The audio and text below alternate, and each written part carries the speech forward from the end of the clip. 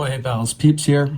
Gonna show a few additions in my quest for some left field sets, or the representation of some left field sets as I'm calling them, at least for the sake of YouTube and my videos. I've shown all these in the past couple of months, and all of these I've picked up in 2024.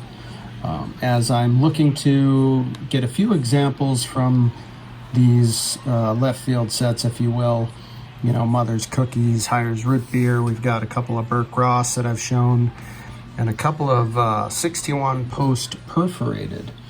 I've gone over those in the previous video talking about this, and I've got a few cards to show off, additions to these, and one card which would be the first example from a set that I had no representation of.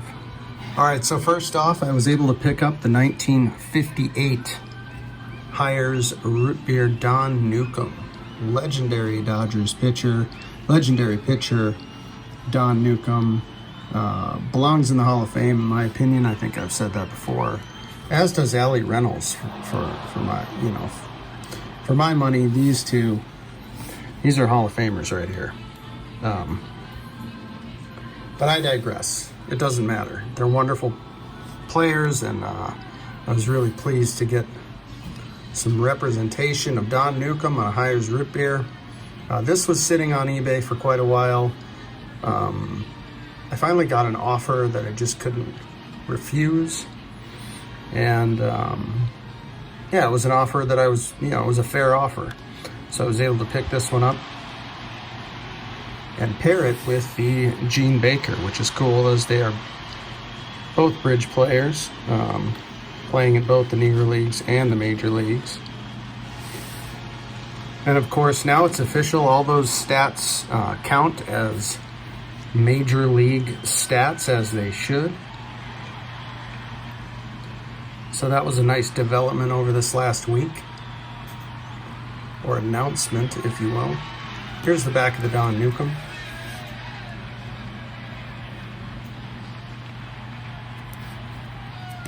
I was really pleased to add that one. So now I've got a pair, a grand total of 2 Hires Root Beer from 1958. And next one is going to be another 1952 Mother's Cookies of none other than Bob Thurman. Bob Thurman is a very interesting player. Was a two-way player, pitcher and hitter. Was a better hitter than a pitcher, but is in the Puerto Rican Baseball Hall of Fame. His first season in professional baseball was with the Homestead Grays in 1946. Played alongside Josh Gibson, Buck Leonard, Cole Papa Bell, and I believe he won a World Series title. When was that? 1948, they won the Negro Leagues World Series title, the Homestead Grays.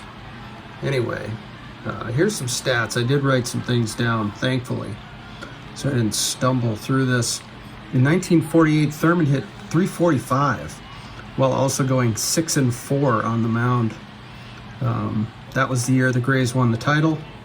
But anyway, during those years, he would go down to Puerto Rico and play winter ball, and was part of a Puerto Rican winter ball team that was like a superstar team, including Willie Mays, Roberto Clemente, George Crowe, Ruben Gomez, and Don Zimmer. Don Zimmer called it the greatest Puerto Rican Winter League team of all time at some point. He said that, so I'm told.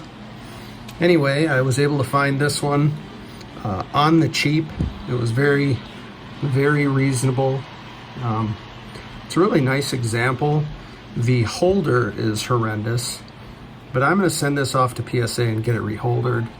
It's got this ridiculous baggie, the cards floating around in here. And the holder itself is pretty scuffed up, so it's a good candidate for reholdering. But in the meantime, I thought I'd show it off, as I now have a pair of 1952 Mother's Cookies.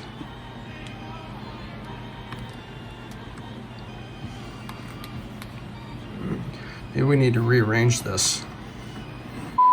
Okay, and last but not least is my very first example from a set that I had been kind of looking at for a while, and I picked this up probably a month, 2 months ago maybe, and it is another Ray Noble shown here with the Oakland Oaks of the Pacific Coast League.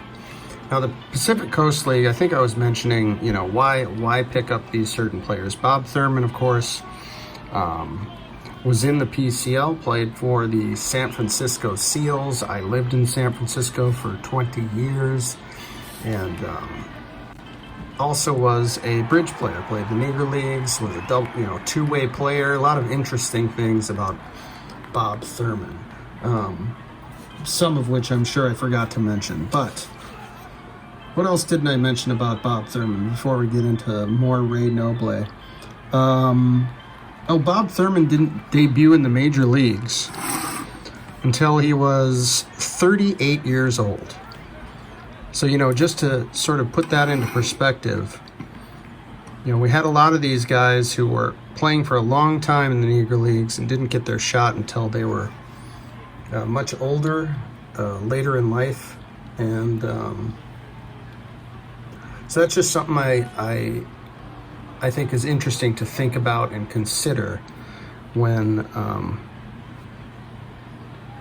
talking about them and think about the history and whatnot. Anyway, I digress. I got the Remar bred Ray Noble. I love me a good catcher card. That's another reason I gravitated towards this. Ray Noble also didn't debut in the majors until I think he was 31 or 32. Also won a Negro Leagues World Series title with the New York Cubans in 1947. Picked up by the New York Giants and sent to the PCL. Played for the Oakland Oaks in 1950. And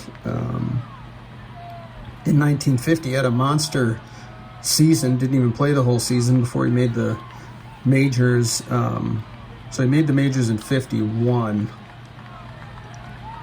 And okay, in 1950, anyways, he hit 315, 15 bombs, 76 RBI in just 110 games. Heck of a player, Ray Noble. And what's really interesting about Ray, that I don't believe I mentioned in the last video when I discussed this card over here, is he was on the diamond.